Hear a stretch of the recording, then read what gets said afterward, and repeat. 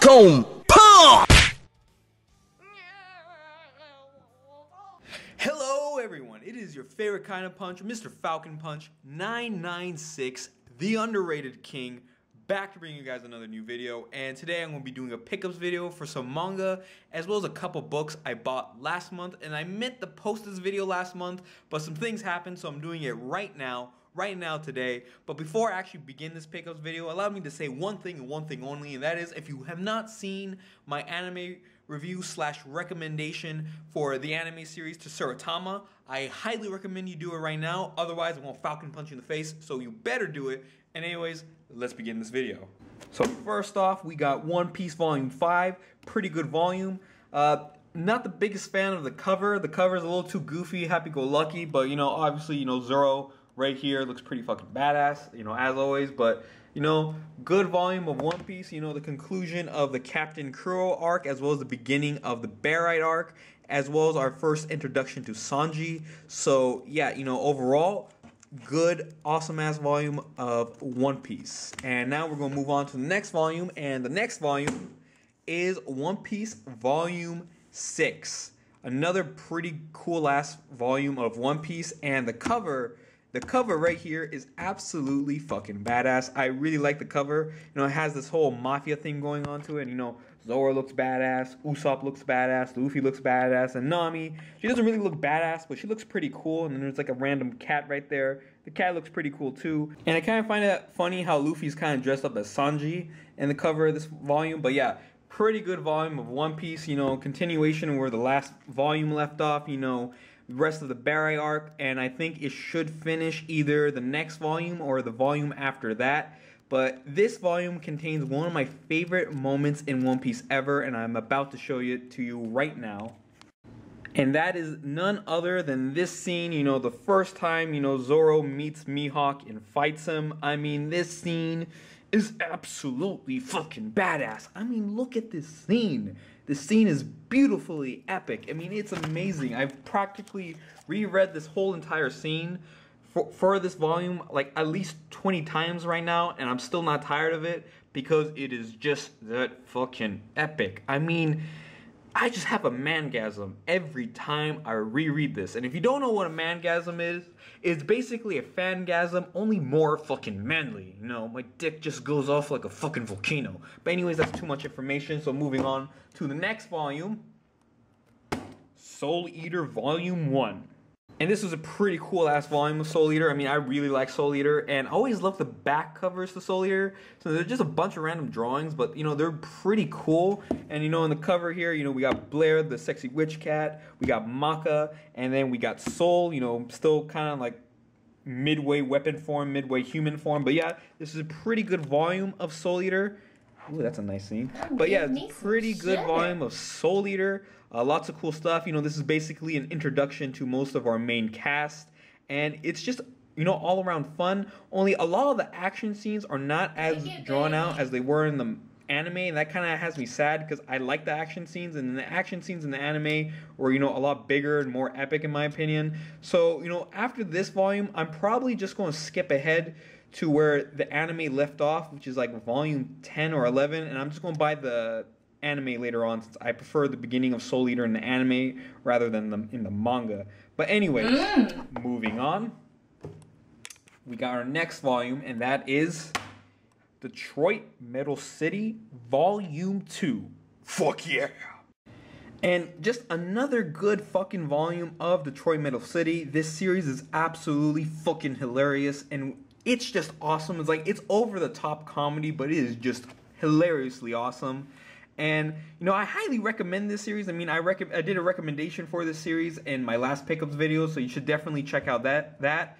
But, you know, I highly recommend this series. Just, I recommend it to you as long as you're not sensitive about, you know, a large amount of profanity, since this series has quite the mouth on it. Because, like, this series, I think, probably said the word rape, fuck, cunt, and, you know, a lot of other bad words, like, probably over 20 times in just, like, a couple chapters. So, yeah, beware for the foul language that comes from this series. But anyway, in the back cover, we got, you know, the rapper Kiva, we got Negishi, we got Negishi's manager, and Death Metal Records manager, and she's just fucking nasty. She's a nasty lady.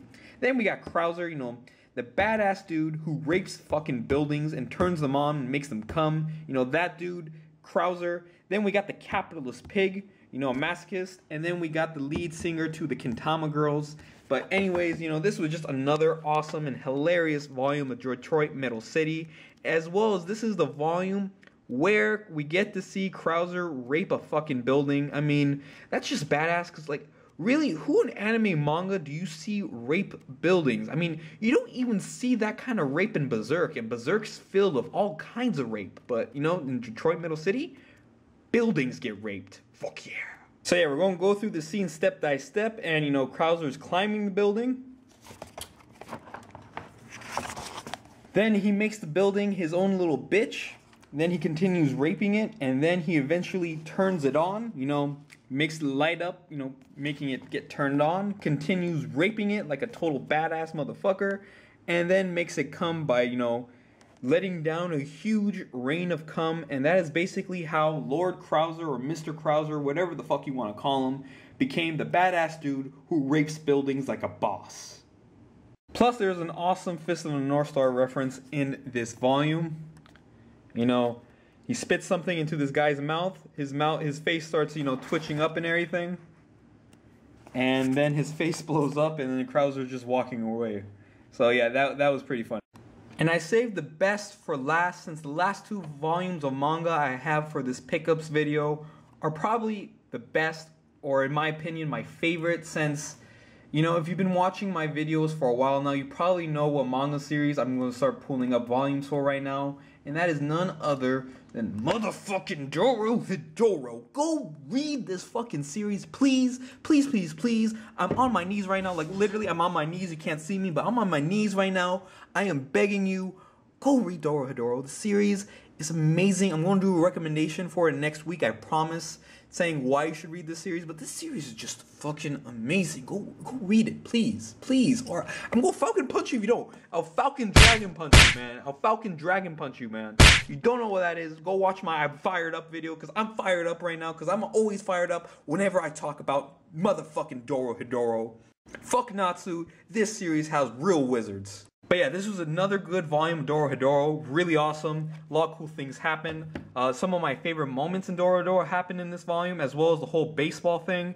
And the whole baseball thing was pretty cool, which is why we say baseball in the cover. And the cover is really cool. Not sure if you can see it because of the flare, but you know, the grass and everything is here. And it looks really cool. I mean, Dorohedoro just has really awesome cover art for their volumes.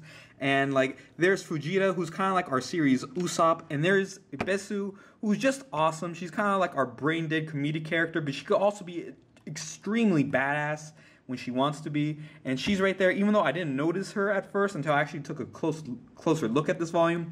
But yeah, this volume was just awesome. Plus, we got Shin's backstory, and you guys all know by now, or at least I hope you know by now, but I am a massive and huge Shin fanboy, because the dude is just badass. I mean, look at Shin when he was younger. I mean, the dude just looks so fucking badass. I mean, look at that face.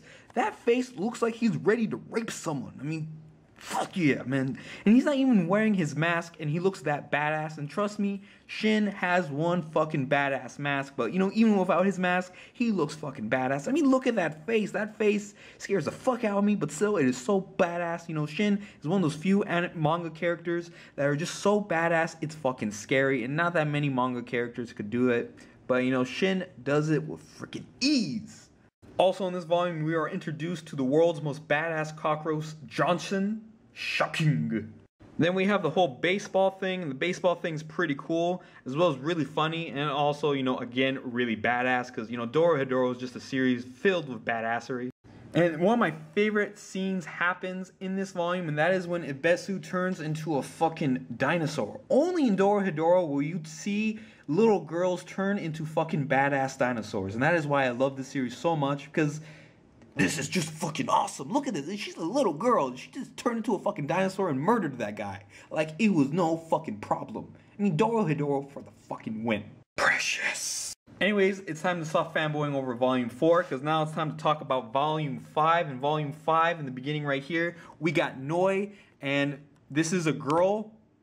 character. You know, I'm not lying. This is actually a girl character. When she takes off her mask, she looks slightly more feminine, but she has a lot of muscles. She's basically, the best way I could describe her body is like if Jonathan Joestar had tits. Like that's basically Noi's body in a nutshell. But she's really cool, really awesome, and in this volume shit went down, especially towards the end, and a lot of badass things happened, as well as we got some more backstory for Shin. So in this backstory in this volume, we got to see how Shin and Noi became partners. Best ass-kicking partner duo ever. You know, Shin and Noi for the fucking win. And look, badass Shin moment for the win. Look, he just sticks his finger in that dude, and then bang, the dude's in fucking pieces. And you know, Noi is also pretty cool too. I mean, she's badass too. I mean, look at that. She just took a brick or boulder and just smashed a guy with it. She didn't even use her fucking well, her magic's not really offensive magic, but still, look at that. That's badass. Plus, in this volume, we see a giant badass mushroom fight a giant badass cockroach. Only in Dorohedoro do you get that shit, and that is why I love this series. Go read Dorohedoro right now. It's fucking awesome. Fucking awesome. I mean, just please, for the sake for me, and for the sake of not getting Falcon punched in the face right now, go read Dorohedoro. Like, I don't know what's wrong with you right now. Just read this series. It's the definition of awesomeness. Just please, please, please, please, go read Dorohedoro. This series right here, it's just amazing. But anyways, I need to calm down a bit. You know, fanboyed a little too hard over Dorohedoro. So it's time to talk about the two books I got this month, and those two books are the new Darren Shan series, and that is Zombie. As you can see, I'm still reading book 1, but you know, I'm a huge fan of Darren Shan.